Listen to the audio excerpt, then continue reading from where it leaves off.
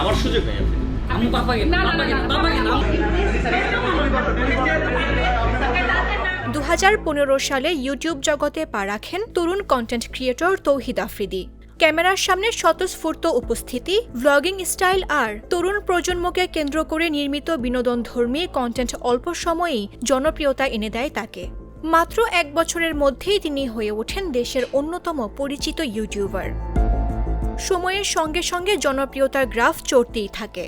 কখনো দিঘির সঙ্গে প্রেমের গুঞ্জন, সাবেক গোয়েন্দা বিভাগের প্রধান হারুনুর রশিদের সঙ্গে ভাইরাল ছবি ও ভিডিও, কলকাতার নায়ক দেবকে মামা বলা সহ বিভিন্ন সময়ে আলোচনায় থেকেছেন আফ্রিদি। সবশেষ আলোচনায় আসেন গ্রেফতার হয়ে। 2022 সালে গুঞ্জন ছড়ায় চিত্রনায়িকা দিঘির সঙ্গে প্রেম করছেন তৌহিদ আফ্রিদি। এই সময়টায় প্রায়ই একসঙ্গে দেখা যেত। তাদের দুজনের আড্ডার ছবিও ফেসবুকে পোস্ট করা হতো। ইউটিউবেও রয়েছে তাদের বেশ কয়েকটি ভিডিও। এ নিয়ে নিয়মিত চর্চা হতে থাকে। তবে এ বিষয়ে দিঘি সবসময়ই বলতেন তারা ভালো বন্ধু, তাদের মধ্যে প্রেম নেই। এইসব গুঞ্জনের মধ্যেই গেল বছর প্রকাশ্যে আসে তৌহিদ আফ্রিদির বিয়ের খবর।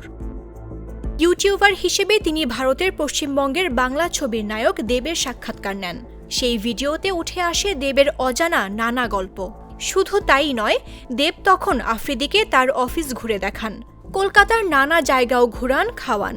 আফ্রিদি ভিডিওতে দেবকে মামা বলে সম্বোধন করেন। বোঝা যায় তাদের সম্পর্ক বেশ ভালো।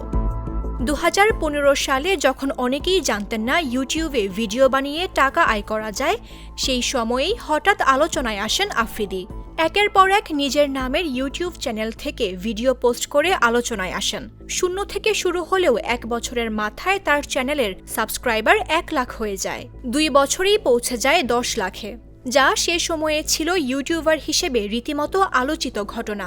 একসময় তিনি দেশের তরুণদের মধ্যে সাবস্ক্রাইবার সংখ্যায় শীর্ষেও ছিলেন। যুক্তরাজ্য থেকে পড়াশোনা শেষ করেই দেশে এসে ইউটিউবার হিসেবে ক্যারিয়ার শুরু করেন। প্র্যাঙ্ক ভিডিও, কমেডি নাটক, বিভিন্ন তারকা ও গুরুত্বপূর্ণ ব্যক্তিদের সাক্ষাৎকারও নিতে দেখা যায় তাকে। বর্তমানে তার ইউটিউবে 63 লাখ ছাড়িয়েছে। রাইসা নামের এক তরুণীকে বিয়ে করেছেন আফ্রিদি। এ নিয়ে শুরু হয় বিভ্রাট। পরে ঘটনা প্রসঙ্গে আফ্রিদি গণমাধ্যমকে জানান তার বউ রাইসা নন, রিসাকে বিয়ে করেছেন। সম্পর্কে রাইসা আর রিসা যমজ বোন। এ নিয়ে নতুন করে সামাজিক যোগাযোগ মাধ্যমে অনেকেই মজার ভিডিও ও ছবি পোস্ট করে লিখতে থাকেন শ্যালিকাকে বিয়ে করেছেন আফ্রিদি। তবে সমালোচনাও কম হয়নি তাকে নিয়ে। 2017 সালে সিলেটে ভয়াবহ বন্যার সময় তিনি ত্রাণ বিতরণে যান।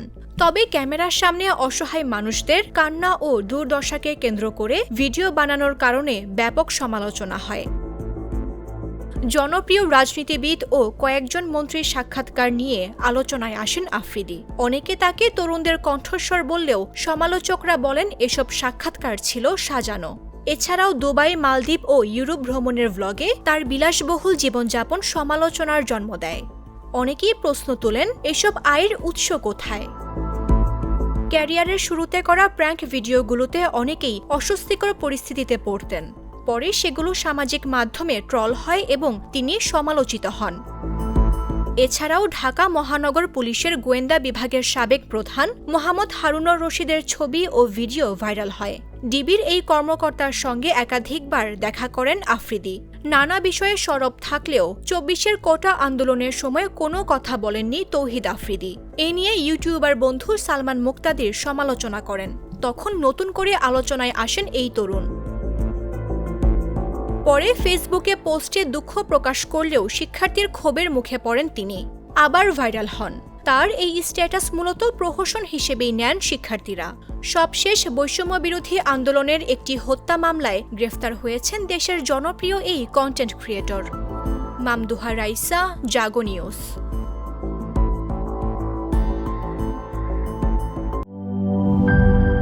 জীবনের সাথে চলে high five all time healthy life. নিশ্চিন্তে খান, স্বাস্থ্যকর অল টাইম পান। All time healthy life.